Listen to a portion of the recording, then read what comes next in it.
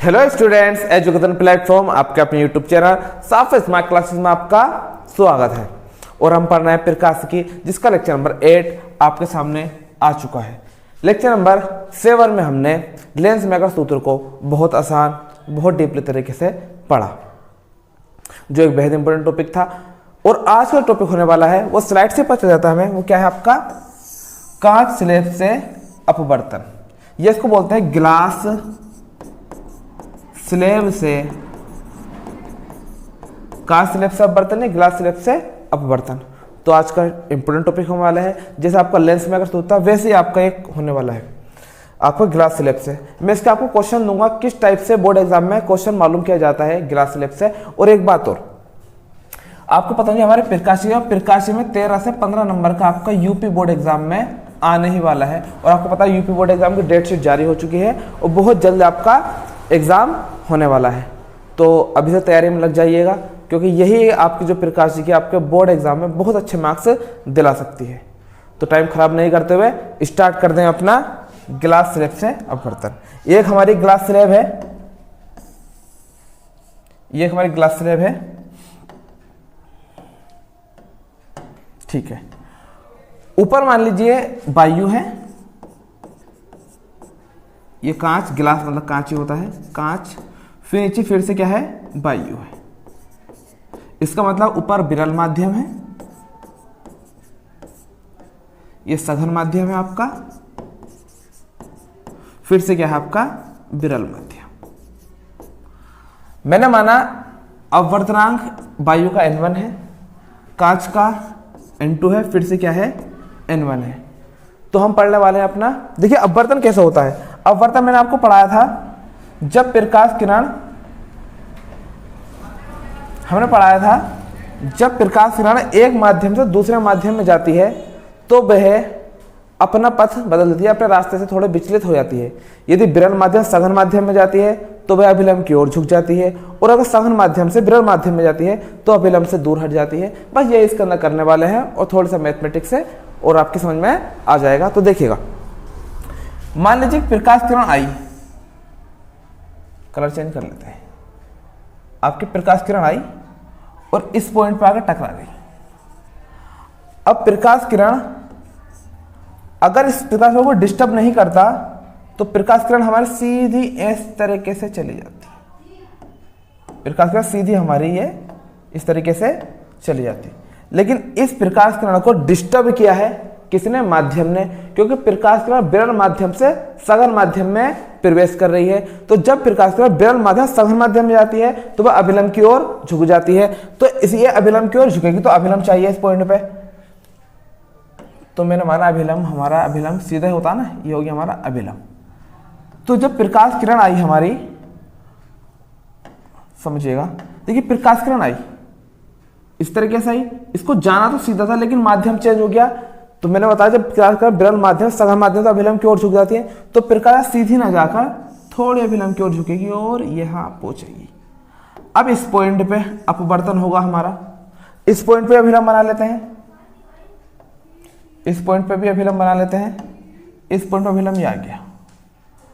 अगर इस प्रकाश किरण को डिस्टर्ब नहीं करता तो प्रकाश किरण मेरी सीधी कुछ इस तरीके से निकल जाती है, और कोई डिस्टर्ब इसको नहीं करता तब कुछ सीधी ऐसे निकल जाती है। अभिलंब हमारा थोड़ा हट गया, अभिलंब ठीक कर लेते, ठीक है।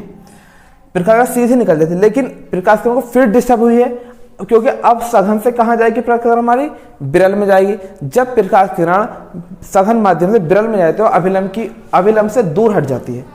विरल से सघन में आती है, अभिलंब की ओर झुक जाती है, और अगर सघन से विरल में जाती है तो अभिलंब से दूर हट जाती है। तो प्रकाश किरण हमारी कुछ इस तरीके से बाहर, अभिलंब से इसको जाना तो इस तरीके से था, लेकिन नहीं, अभिलंब से दूर हटेगी, तो अभिलंब से दूर हटके कुछ इस तरीके से बाहर निकल जाएगी।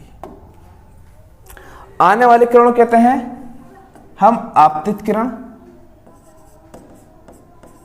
आपतित किरण, और जो किरण बाहर निकली है उसे बोलता है निर्गत किरण।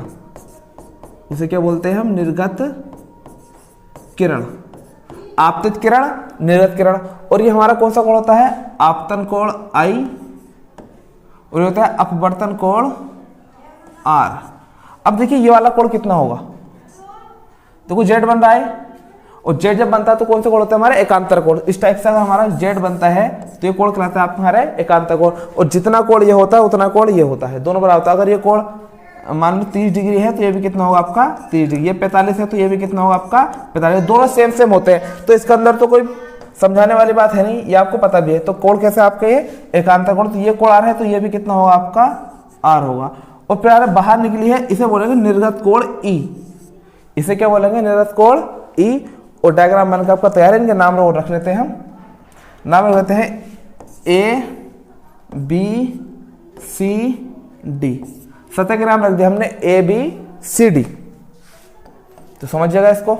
बस ये आपका तैयार हो गया बन के डायग्राम। बस इस पे क्या करेंगे, थोड़ा सा मैथमेटिक्स करेंगे और हमारा क्वेश्चन सॉल्व आसानी से हो जाएगा। तो यहाँ तक की बात मुझे उम्मीद है आपकी समझ में आ गई। मैं आपको फिर से समझा देता हूँ, जब प्रकाश किरण हमारी एक माध्यम से दूसरे माध्यम में जाती है तो वह अपने पथ से हट जाती है। इसका मतलब यह है कि अगर हम प्रकाश, मैंने इससे पहले वीडियो में बहुत अच्छे से पढ़ा आपको, जब प्रकाश किरण हमारी विरल माध्यम सघन माध्यम में जाती है तो वह विलंब की ओर झुक जाती है, और सघन से विरल में जाती है तो वह विलंब से दूर हट जाती है। तो प्रकाश किरण हमारी इस तरीके से आई, किस में आई थी हमारी विरल माध्यम से, तो यह विलंब की ओर झुक गई, और यहाँ से सघन से विरल में तो विलंब से दूर हट गई। बस इसके लिए थोड़ा सा हमारा मैथमेटिक्स करते हैं और लगाते हैं स्नेल का नियम, और ये हमारा हो जाएगा आर्टिकल। देखिएगा,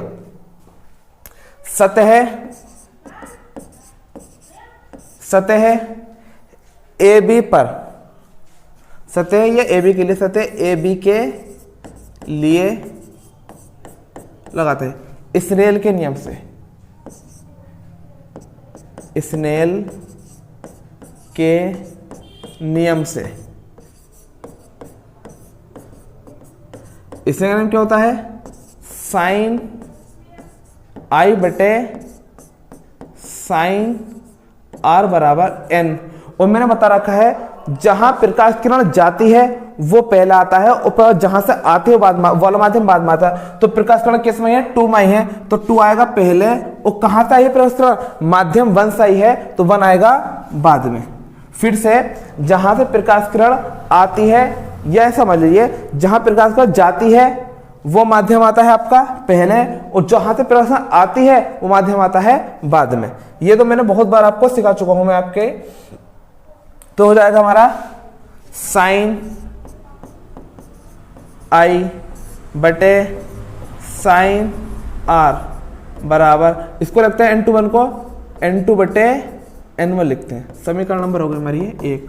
और एक बात हो याद रखना, ऊपर वो कोण आता है जहां से प्रकाश किरण आती है, यानी कि हमारा आपतन कोण कहां आता है, हमारा ऊपर आता है। ठीक है, इसको थोड़ा ऊपर पहुंचा देते हैं। उसके बाद देखिए सतह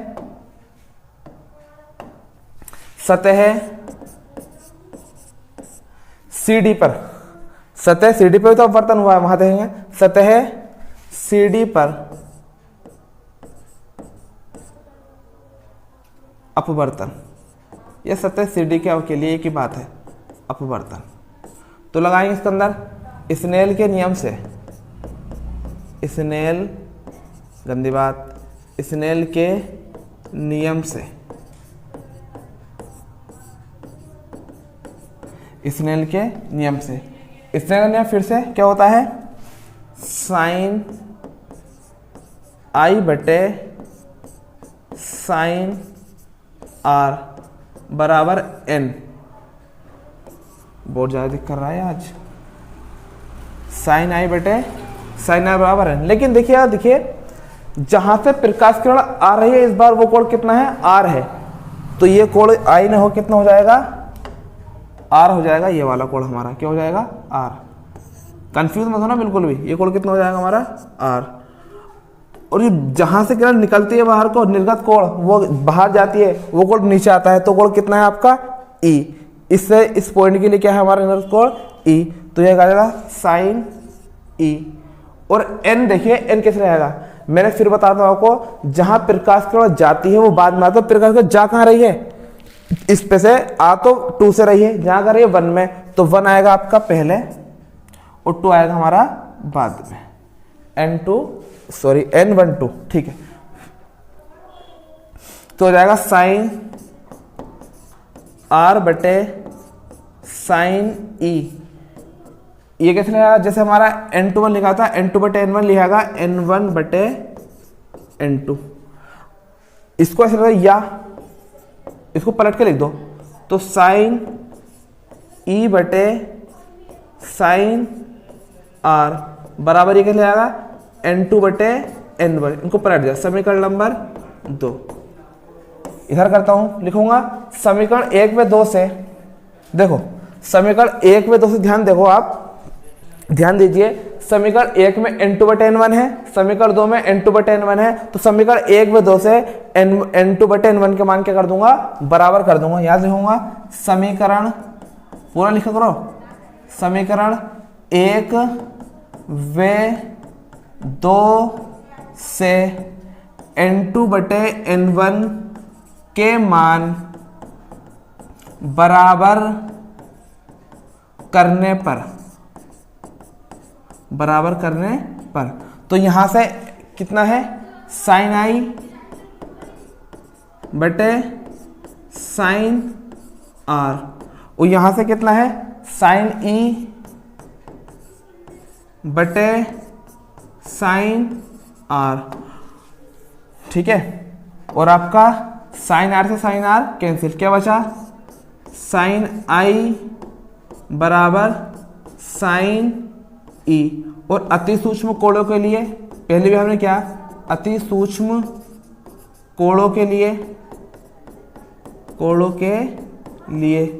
क्या लिखते हैं, साइन आई को एप्रोक्सी आई लिख सकते हैं और साइन आर को एप्रोक्सी आर लिख सकते हैं। तो क्या हो जाएगा हमारा, साइन आई बराबर साइन आर, तो साइन आई को लिखता है आई और साइन ई को लिख सकता हूं ई। तो इस बात का क्या मतलब है, इस बात को मतलब समझिएगा।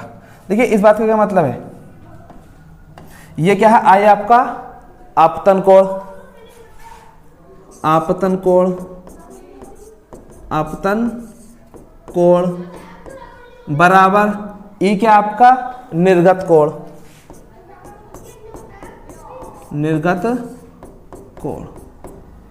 ठीक है, तो आपतन कोण किसके बराबर होता है, निर्गत कोण के बराबर होता है। और हम ये कह सकते हैं, देखिएगा जिस कोण से आपतित किरण आ रही है उसी कोण से बाहर निकल रही है, तो इसका मतलब हम कह सकते हैं आपतित किरण समांतर किसको होती है, निर्गत किरण की होती है।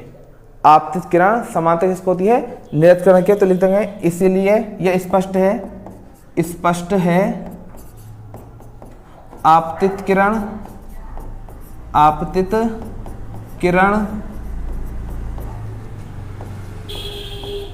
समांतर होती है निर्गत किरण। ठीक है, तो ये आपका आर्टिकल पूरा हो चुका है। ग्लास स्लैब से हमने अपवर्तन पढ़ा। अब देखिए इससे क्वेश्चन आता कैसे है, मैं क्वेश्चन दिखाता हूं आपको। देखिए क्वेश्चन बोर्ड एग्जाम में किस टाइप से आ सकते हैं। यह है गिलास स्लैब से प्रकाश का अपवर्तन समझाइए, यह कह सकता आपको सिद्ध कीजिए कि गिलास स्लैब से अपवर्तन होने पर आपतन कोण और निर्गत कोण समान होते हैं। देखो आपतन कोण आई, निर्गत कोण ई दोनों क्या है, समान, दोनों देखो बराबर। तो आपतन कोण बराबर किसका है, निर्गत कोण का। आपसे क्वेश्चन में ये भी कह सकता है। क्वेश्चन नंबर 3, मतलब एक क्वेश्चन एक ही है, उसको नए तरीके से कहें, सिद्ध कीजिए कि गिलास स्लैब से अपवर्तन होने पर आपतित किरण तथा निर्गत किरण परस्पर समांतर। देखो स्पष्ट है। अब देखो जिस उससे ये हमारा, क्योंकि आई तो उसके बराबर है, बिल्कुल आई बराबर है ई के, तो जिस कोण से हमारी किरण एंटर हुई या गिलास स्लैब के अंदर आई, उसी कोण से बाहर भी निकली, क्योंकि आई बराबर किसके है, ई के। तो हम ये कह सकते हैं कि आपतित किरण समांतर किसके होती है, निर्गत किरण के। और हमें यही परस्पर समांतर होती है, ये हमें क्या करना था, प्रूफ करना था। तो क्वेश्चन मैंने आपको क्वेश्चन दिखा दिया, बोर्ड एग्जाम में इस टाइप से क्वेश्चन आपके आ सकते हैं। तो इसका क्वेश्चन को स्क्रीनशॉट लेके अपना नोट्स में लिख लेना, पहले क्वेश्चन लिख लेना, और उसके बाद ये पूरा अपना जो आपका आर्टिकल हुआ है मैं इसको और थोड़ा मिनिमाइज कर देता हूँ। ठीक है, यहाँ लगा देते हैं इसको। उसके बाद अपना इसको कर लेना। ठीक है,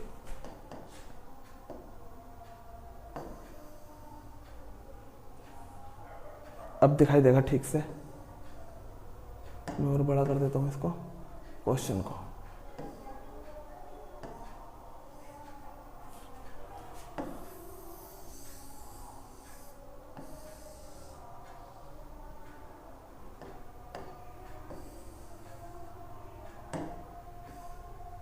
ठीक है, तो पूरा आर्टिकल आपके सामने हो चुका है।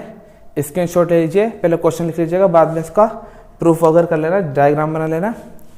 तो मुझे उम्मीद है आपको वीडियो पसंद आएगा। ये आपके हिंदी मीडियम के लिए स्टूडेंट के लिए वीडियो बनाया जाता है ताकि आप इससे पढ़ के अपना स्कोर बहुत अच्छा कर सकते हैं। देखिए प्रकाशिकी चल रही है, मैंने आपको बहुत बार बता चुका हूँ, प्रकाशिकी में से आपका 13 से 15 नंबर का बोर्ड एग्जाम में जरूर आना है। तो प्रकाशिकी के लेक्चर में रेट आएगा, इससे यहीं से पढ़ाई करना स्टार्ट कर दीजिए, देखना आप बोर्ड एग्जाम में इसको उड़ा देंगे। तो मुझे उम्मीद है वीडियो आपको पसंद आएगा। वीडियो पसंद आए तो लाइक कीजिए, हमारे चैनल पर नहीं हो तो सब्सक्राइब कीजिए। मैं ऐसे ही वीडियो आपके लिए लाता रहूँगा। तब तक के लिए best of luck, my love from my side, best of luck.